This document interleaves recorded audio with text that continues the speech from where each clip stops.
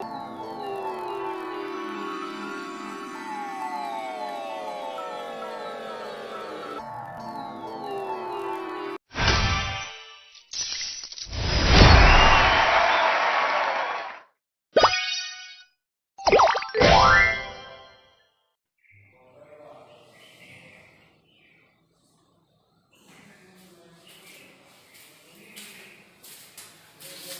Morning student, किरण classes में आपका स्वागत है। हमारा जो लास्ट चैप्टर था गाउस लॉ एंड एप्लीकेशन, तो गाउस का नियम हमारा कंप्लीट हो गया था। उसके बाद में हमारे एप्लीकेशन चल रहे थे, उसके अनुप्रयोग चल रहे थे। अनुप्रयोग में हमने बिंदु आवेश के लिए अनुप्रयोग कंप्लीट कर लिया था। उसके बाद में हमने गोलीय चालक के लिए भी कंप्लीट किया था, अनंत रेखा के लिए भी कंप्लीट किया था और चालक के पृष्ठ के लिए भी हमने कंप्लीट किया था। आज हम जो बात करेंगे वह बात करेंगे अचालक गोले की, कि अचालक आपको कोई गोला दिया गया होगा, उसके आयतन पर हम कोई प्लस के आवेश विद्यमान कराएंगे और उसके निम्न बिंदुओं पर, जो तीन बिंदुओं की बाहर स्थित सतह और अंदर स्थित बिंदुओं पे हमें क्या ज्ञात करना है, विद्युत क्षेत्र की तीव्रता ज्ञात करनी होगी। तो ये टॉपिक स्टार्ट करने से पहले मैं बता देना चाहता हूँ कि हमारे किरण क्लासेज के यूट्यूब चैनल पे हमने क्लास 12 की मैथमेटिक्स, क्लास 10 की मैथमेटिक्स, क्लास 8 की मैथमेटिक्स, क्लास 12 की बायोलॉजी, क्लास 12 की एग्रीकल्चर बायोलॉजी, फिजिक्स और इंग्लिश और संस्कृत की क्लासें हमने स्टार्ट करवा दी है। वो आपके यूट्यूब चैनल पे हमने डाल रखी है, आप वहाँ पे जाइए और आराम से इन सभी क्लासों का आनंद लीजिए। अर्थात क्लासें हमने 6 से लेकर 12 तक की क्लासें हमने करीब क्लासें स्टार्ट कर दी है, ठीक है। और बच्चों की क्लासें हम जल्द ही आपके लिए स्टार्ट कर देंगे। तो देखिए आज का हमारा जो टॉपिक होगा वो होगा कि किसी अचालक गोले के कारण विद्युत क्षेत्र की तीव्रता ज्ञात करना। अब ध्यान रखना, जब मैंने अचालक गोला बोल दिया तो जब मैंने अचालक गोला बोला या आप बोलो भरा हुआ गोला होगा, उस पे हम जहां पे आवेश डालेंगे, आवेश आयतन पे डालना है। कोई गोला दिया गया होगा, उसके आयतन पे आवेश को डालना है और उसके जो तीन बिंदु होंगे उन तीनों बिंदुओं पे क्या ज्ञात करना है, आपको विद्युत क्षेत्र की तीव्रता ज्ञात करनी है। तो देखिए कैसे, तो मैं लिख के बता देता हूँ। अचालक है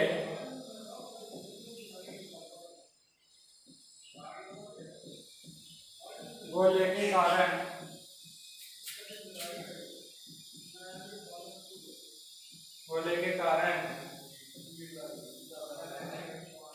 विद्युत क्षेत्र की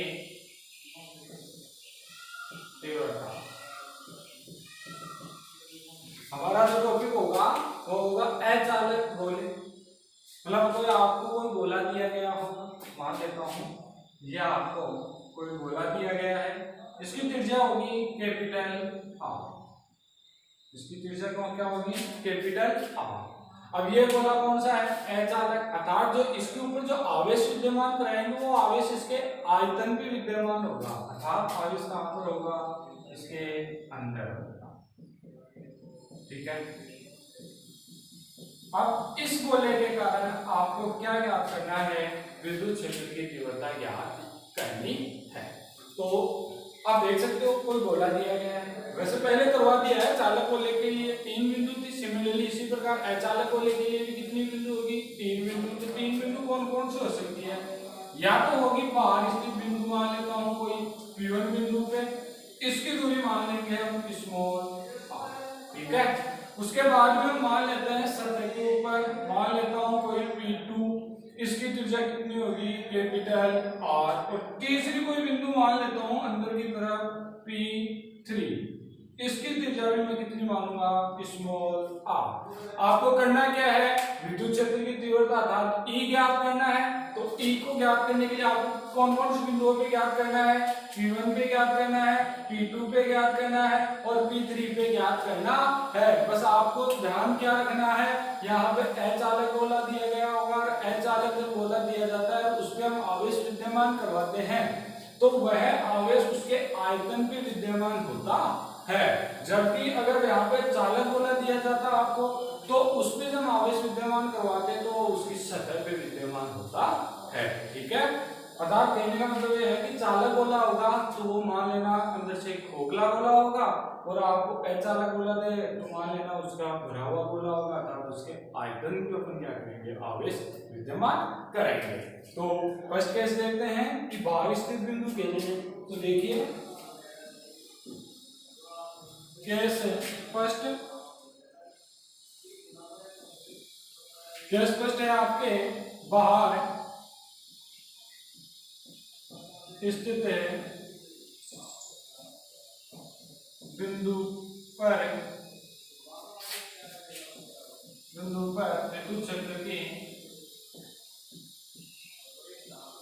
विद्युत क्षेत्र की तीव्रता बाहर स्थित बिंदु पर। बाहर के लिए मैं डायग्राम बना देता हूं। ये आपका हो गया डायग्राम, इसमें आवेश विद्यमान है प्लस क्यू, ठीक है। ये अंदर स्थित बिंदु होगी O और ये बाहर स्थित बिंदु होगी, मान लेता हूं P। इसकी दूरी कितनी होगी, स्मॉल r, और इस गोले की कितनी थी, कैपिटल R। अर्थात आप यहाँ पे क्या लिख सकते हो, स्मॉल r बड़ा होगा कैपिटल R से, ठीक है। स्मॉल r बड़ा है इससे, कैपिटल R से। और आपको यहाँ बिंदु P पे क्या याद करना है, विद्युत क्षेत्र की तीव्रता याद करनी है। अब इससे पहले हम बात करें कि जब मैंने बोल रखा है कि आपको कोई विद्युत क्षेत्र की तीव्रता पूछ रहा है, गाउस लॉ के नियम से पूछ रहा है, तो गाउस का जब भी आप नियम लगाओ तो उससे पहले आपको क्या करना पड़ेगा, बंद पृष्ठ का निर्माण करना पड़ेगा। तो मैं मान लेता हूँ यहाँ पे कोई बंद पृष्ठ का निर्माण कर दूंगा, उसको निर्माण करने के बाद में मैं बोलता हूँ गाउस नियम से।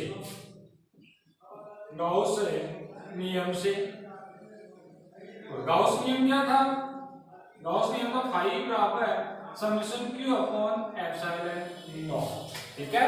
अब यहाँ पे जो समेशन Q का मान है वो कितना है, प्लस Q है, तो लिख देता हूँ समेशन Q बराबर है Q। समेशन Q बराबर कितना हो गया, क्यों, इसको समीकरण नंबर 1 दे देता हूँ और आगे कर देता हूँ फाई E बराबर समेशन Q की जगह कितना हो गया, Q अपॉन एप्सिलॉन नॉट, समीकरण नंबर 2, ठीक है। आगे हम चलते हैं विद्युत फ्लक्स की परिभाषा से। विद्युत फ्लक्स की परिभाषा से, विद्युत फ्लक्स की परिभाषा से। तो विद्युत फ्लक्स की परिभाषा क्या थी, फाई ई बराबर समाकलन ई डॉट ds।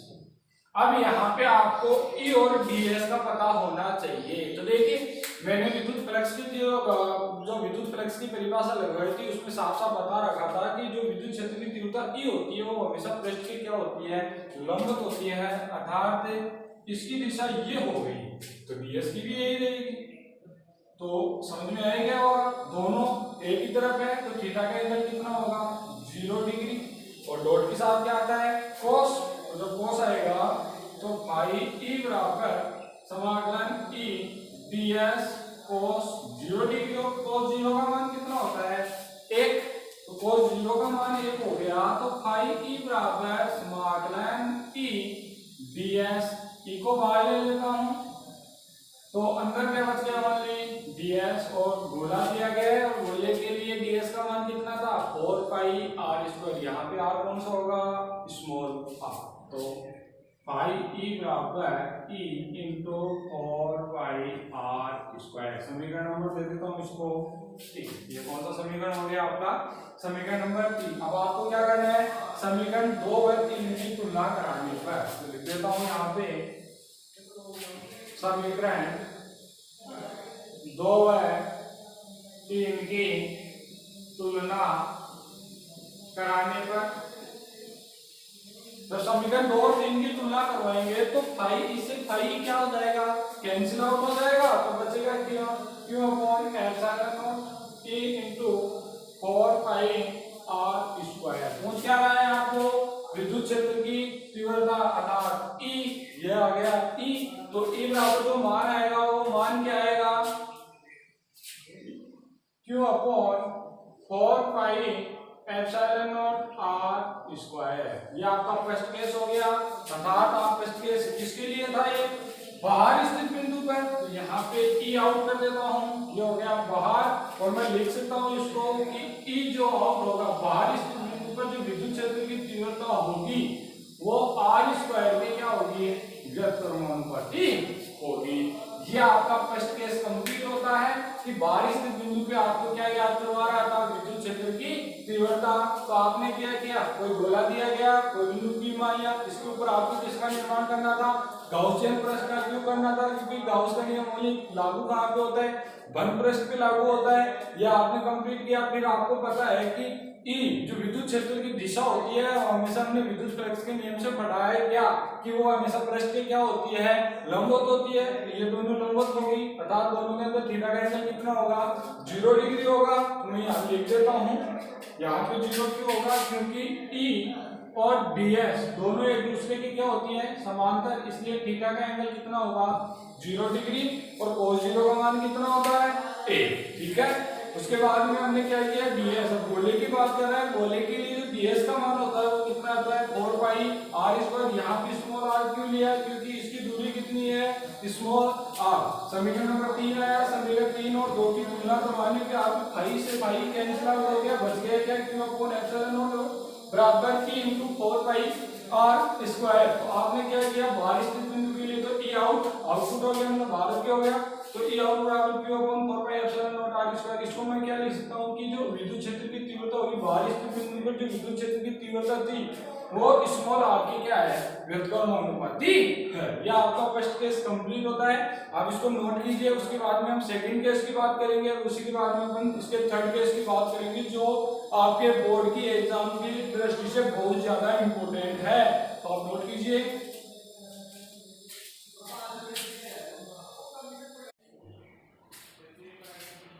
हो गया, ठीक है। ध्यान रखना, मैंने जो डायग्राम बनाया है वहां पे मैंने यहाँ पे एक गॉसियन पृष्ठ की रचना नहीं की है। इसका जो एग्जिट डायग्राम होता है वो ऐसे होता है। ये मैंने इसकी गॉसियन पृष्ठ की रचना कर दी और आगे तक इसको बढ़ाता हूँ ऐसे। तो यहाँ पे आपके E और ds दोनों ऐसे होते हैं। मैंने लिखा नहीं था तो मैंने बता दिया, बोल के बताया था। तो ये आपका हो गया कंप्लीट फर्स्ट केस। अब बात करते हैं अपन सेकंड केस की। तो देखिए सेकंड केस क्या है आपके,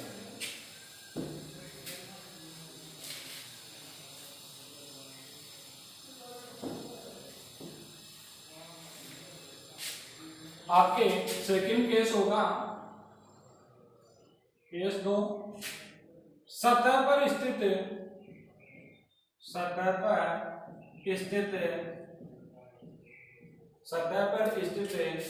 बिंदु पर विद्युत क्षेत्र की तीव्रता ज्ञात करना।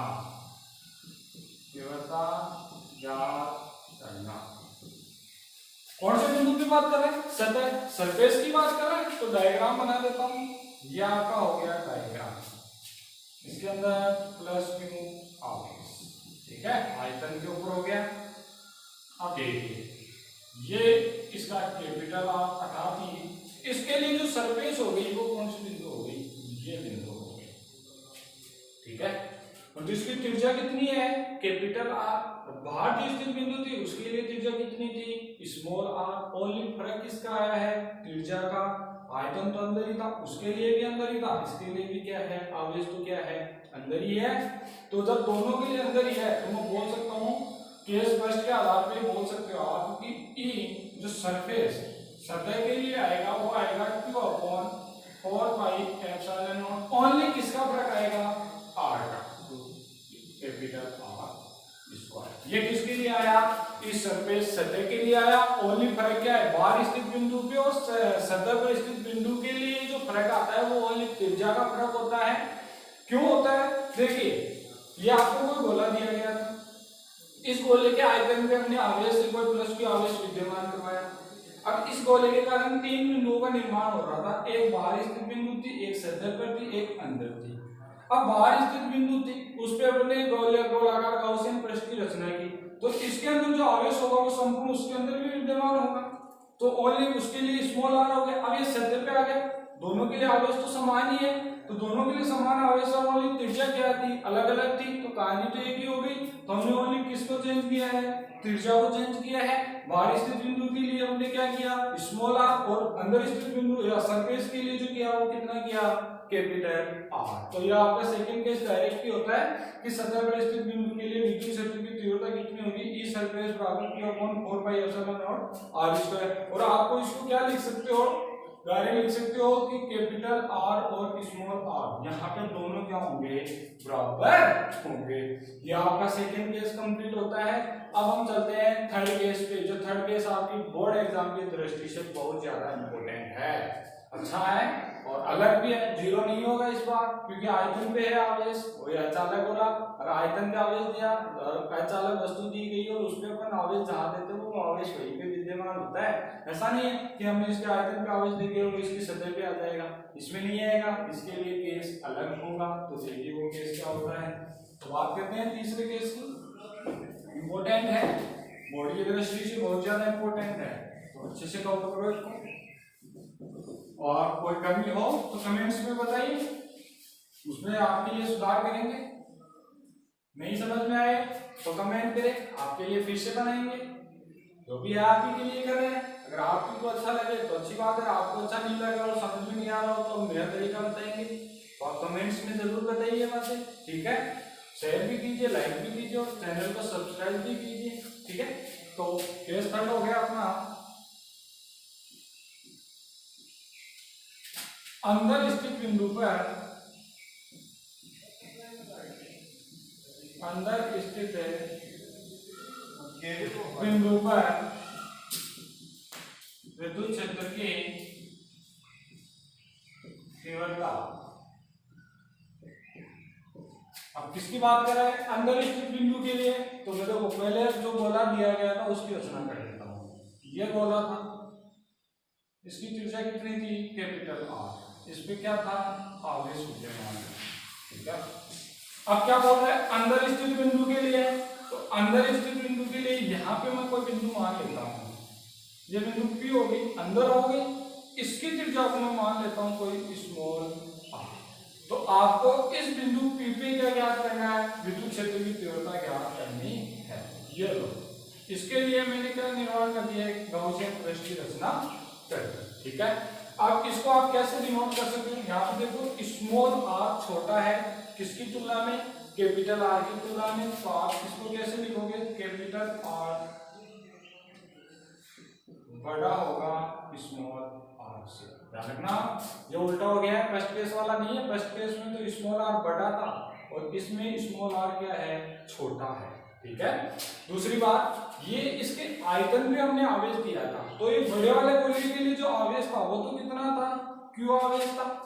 अब इस बड़े वाले गोले से भी हमने छोटा सा गोले का निर्माण किया है, छोटा सा गोला काट लिया कि उसके लिए जो आवेश होगा वो कम होगा, तो वो आवेश हो जाएगा आपके यहाँ पे q डैश, ठीक है। ये बात समझ में आ गई क्या, सबसे पहली बात होगी ये बात समझ में आई थी। आपको कोई गोला दिया गया था, इसके आयतन पे आवेश था जिसकी त्रिज्या कितनी थी, कैपिटल R। इससे बड़े वाले गोले के लिए जो आवेश था वो कितना था, क्यों। फिर अपना तीसरा केस था कि अंदर स्थित बिंदु पे, तो अंदर कोई बिंदु मैंने P मान ली, इस P बिंदु पे आपको क्या ज्ञात करनी है, विद्युत क्षेत्र की तीव्रता। तो इस P बिंदु के लिए जो त्रिज्या होगी वो कितनी है, स्मॉल r, अर्थात कैपिटल R से छोटी है। तो ये छोटा सा टुकड़ा मैंने काट लिया, तो जब छोटा सा टुकड़ा काटूंगा तो बड़े टुकड़े की तुलना में तो छोटा ही होगा, तो आवेश भी कम होगा। तो इसके ऊपर जो आवेश है वो कितना मान लिया मैंने, q डैश, ठीक है। सिमिलरली कहानी वही करनी है गाउस नियम से, गाउस नियम से। और गाउस नियम क्या था, पाई ई बराबर summation q upon epsilon not. अब यहाँ पे समेशन q की जगह जो मान है वो कितना है,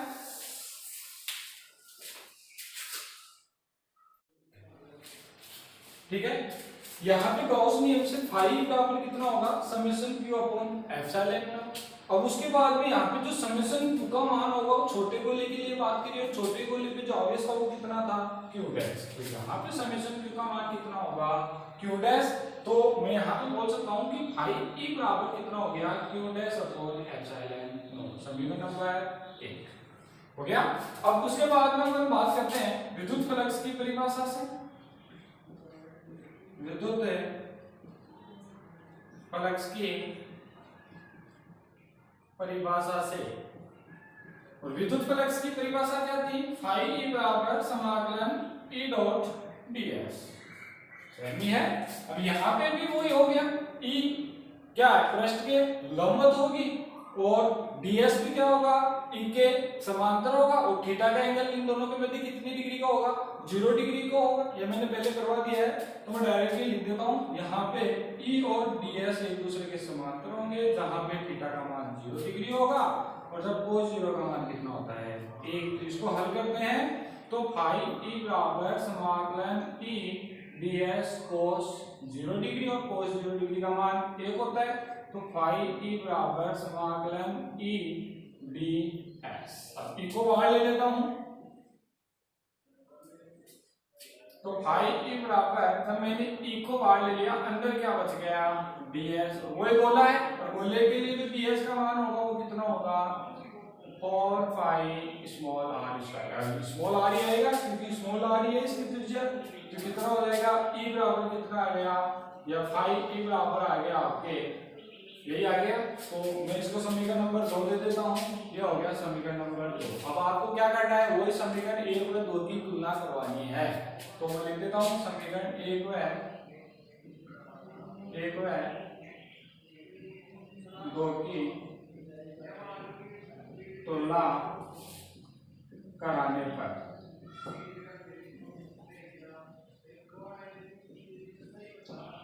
समीकरण 1 व 2 की तुलना करवानी है। तो तुलना कराओगे तो वही फाई इससे, ये रहा समीकरण नंबर 1, फाई इससे फाई कैंसिल आउट हो जाएगा, और बचेगा क्या? q dash upon epsilon not is equal to e into 4 pi r square. पूछ क्या रहा है आपको? विद्युत क्षेत्र की तीव्रता। तो E बराबर आपको मान निकालना है, तो E बराबर कितना हो जाएगा? q dash upon 4 pi epsilon not r square. यह आपके आ गई अंदर स्थित बिंदु पर विद्युत क्षेत्र की तीव्रता। परंतु यहाँ पे जो आपको आवेश आया वो कितना आया है? q डैश, और आपको q डैश का मान भी क्या करना पड़ेगा? यहाँ पे ज्ञात करना पड़ेगा। तो यहाँ पे q डैश का मान कैसे ज्ञात करोगे? तो देखिए q डैश का मान अपन ज्ञात करते हैं कि माना बड़े गोले का आयतन आवेश घनत्व और छोटे गोले का आयतन आवेश घनत्व, घनत्व तो दोनों के लिए क्या होगा? समान ही होगा, बराबर ही होगा। तो मैं बोल देता हूँ बड़े गोले का आयतन आवेश घनत्व, बड़े गोले का आयतन आवेश घनत्व बराबर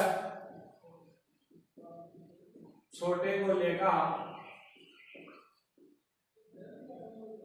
आयतन आवेश घनत्व।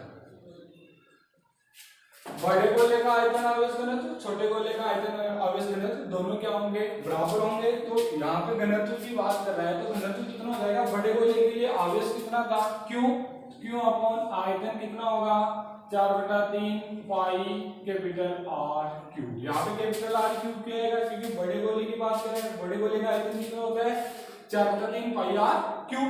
ठीक है। इसी प्रकार छोटे गोले का आयतन आवेश घनत्व, अब छोटे गोले के लिए जो आवेश था वो कितना था? q dash. तो मैंने ये कर दिया q डैश, और छोटे गोले का आयतन कितना होगा? 4/3 पाई स्मॉल r क्यूब। ठीक है, ध्यान में ये कंप्लीट हो गया था। यहाँ पे q डैश का आपको मान निकालना है। q डैश का मान आप कैसे निकालोगे? आपको दोनों गोले दिए, एक बड़ा गोला है एक छोटा गोला, दोनों गोलों का घनत्व क्या कर देंगे? बराबर। बड़ा गोले का घनत्व और छोटे गोले का घनत्व, दोनों गोलों का घनत्व तो क्या होगा? बराबर ही होगा। तो मैंने बोला बड़े गोले का आयतन आवेश घनत्व बराबर छोटे गोले का आयतन आवेश घनत्व बराबर होगा। अब घनत्व की परिभाषा से, घनत्व के सूत्र से मैंने बोल दिया आवेश बटा आयतन। तो आवेश तो कितना है? q है, और आयतन कितना हो गया बड़े गोले के लिए? 4/3 पाई r। ये फॉर्मेट सूत्र होता है ये घनत्व का। ठीक है। और छोटे गोले के लिए q डैश अपॉन 4 पाई 4/3 पाई r क्यूब। ठीक है। अब देखिए यहाँ से 4/3 पाई से 4/3 पाई कैंसिल आउट हो गया। हमें मान किसका चाहिए? q डैश का मान चाहिए। तो q डैश बराबर कितना आ जाएगा? q small r cube capital R cube. ये किसका मान आ गया? q डैश का मान आ गया। और समीकरण 3 से बोल देता हूं, समीकरण 3 से तो समीकरण 3 से 2 का मान इसमें रखूंगा तो मान क्या आएगा आपके पास? देखिए q डैश मान रखने पर क्या आएगा, e बराबर है q डैश का मैंने मान रखा है q r q capital R cube और नीचे 1/4 पाई एप्सिलॉन नॉट r स्क्वायर। ठीक है, कैसे? देखिए q डैश की जगह मैंने मान रखा है q r क्यूब ये रख दिया, बच गया क्या 1/4 पाई एप्सिलॉन नॉट r स्क्वायर। अब देखिए r स्क्वायर से r क्यूब का कट गया, एक बच गया, तो e बराबर जो मान आया वो कितना आया q/4 pi epsilon not r cube. ये आपका मान आ गया e बराबर q/4 pi epsilon not r cube. बोलिए किसके लिए आया? इनपुट की बात आएगी अंदर स्थित बिंदु के लिए, तो इस सरफेस के लिए तो कितना आ गया था, और ई सब आउटपुट के लिए कितना आया, और ई इनपुट के लिए ये आ गए, तीनों मान आ गया आपके। ये आपका हो गया अचालक गोले के कारण विद्युत क्षेत्र की तीव्रता ज्ञात करना। बस आपको इतना सा फर्क याद रखना है, अगर आपको चालक गोला दे दिया जाए तो उसके अंदर जो आवेश होगा या विद्युत क्षेत्र की जो तीव्रता होगी वो कितनी होगी, 0 ही होगी। ठीक है, और अगर आपको अचालक गोला देता है तो उसके अंदर स्थित बिंदु पर विद्युत क्षेत्र की तीव्रता कितनी होगी, q/4 pi epsilon not r cube. ठीक है, नोट कीजिए, उसके बाद में हम इसकी ग्राफ की भी बात करते हैं। ठीक है, नोट कीजिए।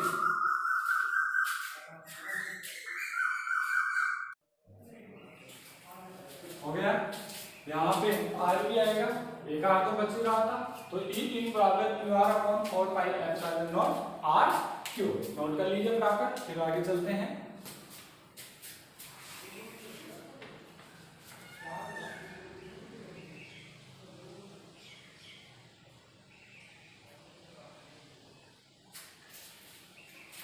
तो देखिए ग्राफ क्या होगी इसकी,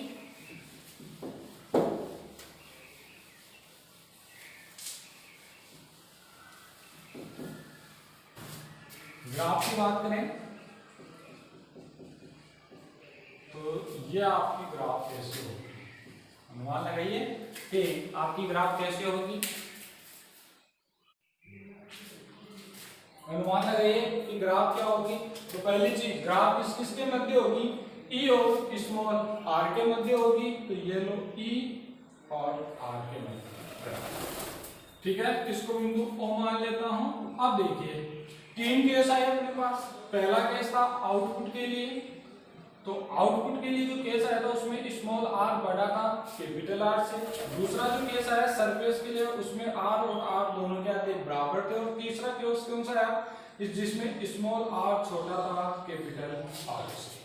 ठीक है, अब ये दोनों तो बराबर है, तो इसके लिए तो ये लो भाई बराबर ही हो गया। ठीक है, ये हो गया E सरफेस। ठीक है, ये तो किसके लिए हो गया, E सरफेस। अब देखिए ये आ गया अंदर स्थित बिंदु के लिए, और अंदर स्थित बिंदु के लिए E इन, देखिए स्मॉल r की क्या है, समानुपाती है।